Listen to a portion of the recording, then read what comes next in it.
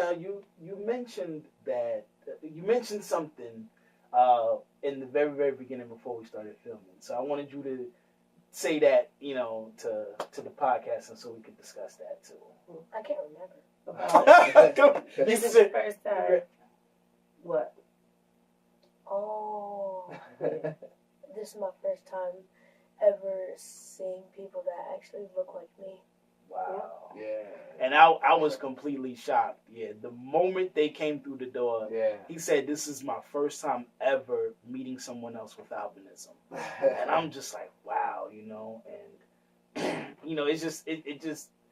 it just shows how rare that is. Mm-hmm. How rare albinism is when, you're 9 years old and you haven't seen anyone else with it. Mm-mm. And out here, it's you see them, but it's not every single day, but right, it's very rare. Yeah, it's rare. Mm-hmm. We see each other, like, it's a few of us around this area, whatever, and we don't, we just we just look at each other like, oh, what's up, okay, and then just keep it pushing, See, when I saw the podcast online and I was on, Instagram, and I follow a lot of people that have albinism, and that was the extent of it, so he could see other black people with albinism that look like him. Yeah. But then I'm like, he's never ever met somebody, and then me, we don't consider it because we all look alike. The rest of the family, we all look the same. And then I'm like, how does he feel? Yeah. You know what I'm saying? He knows we love him and we know we're his family, but we still don't look exactly the same. And it would be good for him to actually be around other people that look like him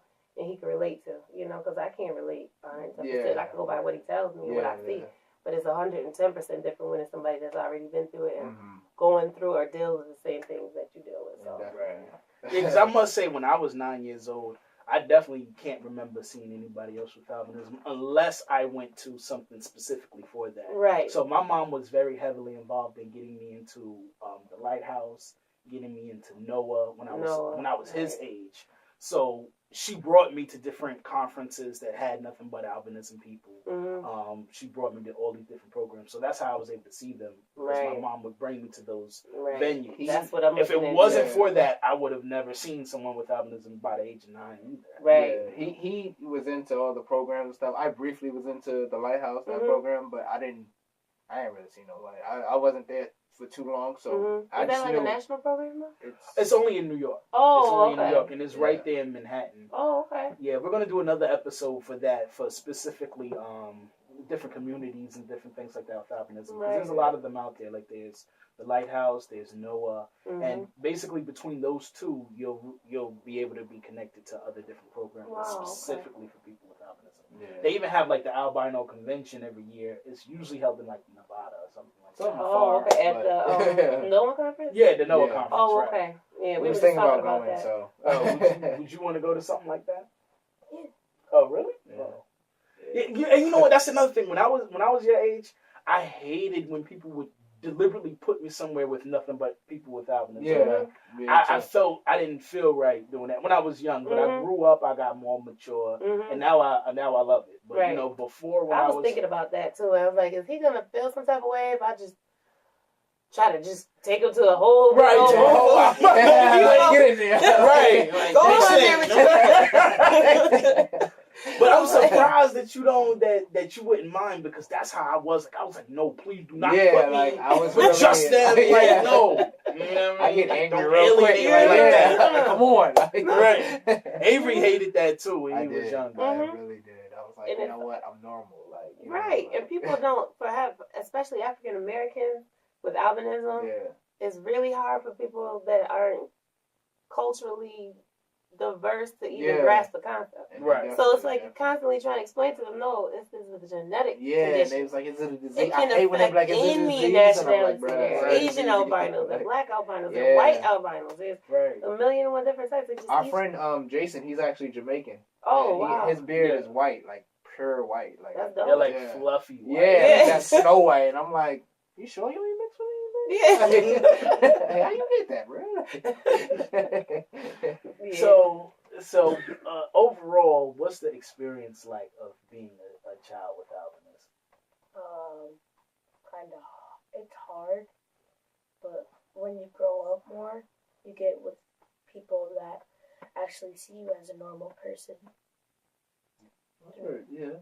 What's so hard about it right now? I mean, people.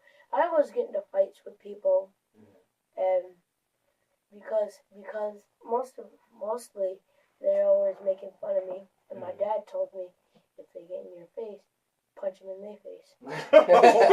You sound like my grandma. You ain't always gotta fight. Man. That's what I'm you ain't always trying to gotta fight. Yeah, I'm trying to tell them, like, but some of these, it's hard. I'm not gonna lie. The Some stuff they days, like I say. said, some days you're gonna have them tough days where you're just not in the mood for anything, and you know what I'm saying. But you gotta learn how to, maneuver through situations. Certain situations you ain't always gotta use your fist. You gotta use your head. You know what I'm saying? It's better for you. What do you tell people, like, when you explaining to people about albinism? What's your explanation? I said, albino people don't have any pigment when they're born. That's good. Yeah. But some people ain't gonna understand that. And just from there, if they don't understand, they still like looking I at you. Just try to explain Just be like, listen, look it up, all right? Just look it up, all right? Yep. Google it. Yeah, that's it. Like Google it. As a matter of fact, I told someone that when he was much Google younger. it. That's good. It's called albinism. Just Google it. Perfect. And that was it. That's exactly as you should. That's good. So I guess lastly, what is some advice you would give to another child who might be your age or even slightly younger than you who is struggling with albinism? Stay strong and don't care what other people. I like this guy. Say, man, that's what I'm talking about. Like don't care what other people think. I can't stress that enough, man. I can't stress that enough, man. And to hear this from a 9-year-old, that's what I'm talking about. Yeah. You know what I'm saying? I like this kid. You definitely come back on the show. Right. If y'all didn't live so far, just know. I would have you on the show again, man. Definitely. You can tell we would love to be on the show again. We're not that far. We come down here. It's a 4-hour drive. That's a quick little 1-2. Okay, well, next time that you're in the area, definitely hit us up. You know, well, yeah, you said you've seen the episode, so we typically have like 1 or 2 guests on the show at a time. So, if you want, the next time you do an episode, I could bring the whole fleet of them here. Yeah. Like we can have 5-6 albinos. So that's what he women, men, all of that. You seen the one with the Jen and Yeah. Yep.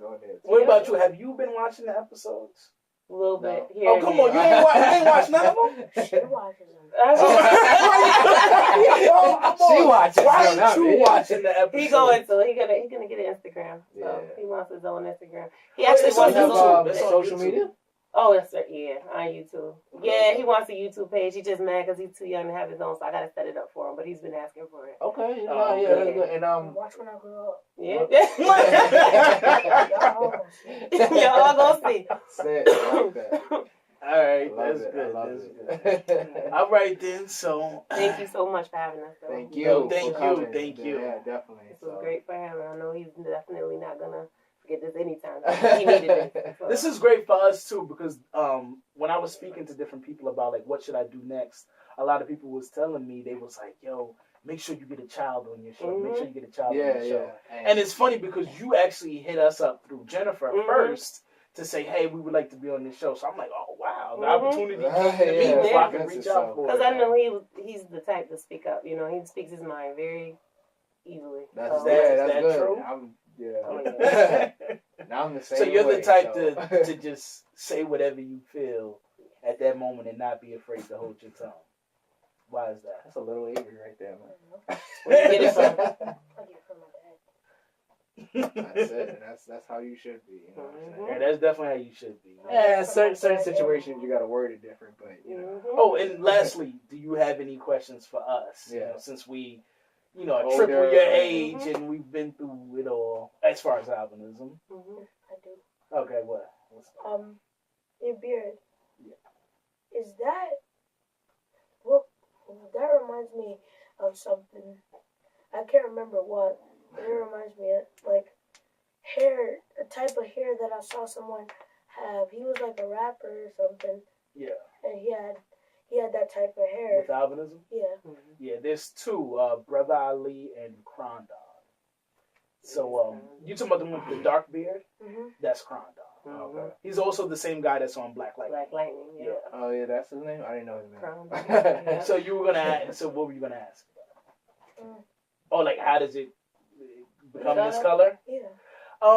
I really don't know, because when I was young, I grew facial hair real early. Like I had like a goatee when I was like 14. High school. Yeah, like 14. Yeah, 14. And when I first started growing facial hair, it was as blonde as the hair on top of my head. Yeah. It wasn't until like my 20s when it started turning brown. Yeah. And it literally turned brown out of nowhere.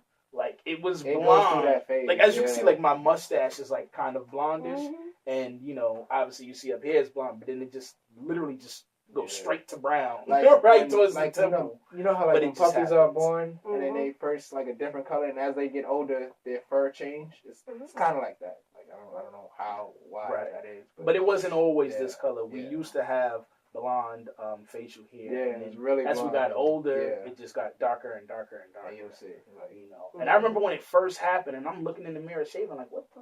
What's these black hairs? What is? You know what I'm saying? I didn't know what was going on, but I actually grew to like it. Because now it looks so different. And then I get questions. I get people asking me all the time, like, did you dye your beard? You must have dyed your hair. I'm like, nah, it's just natural. And I love that it adds character to it. You know what I mean? So I don't want to change it, dye it, or none of that. Definitely. All right, then. So I guess that wraps up today's episode. Thank you for tuning in, and we will see you next time. Yeah.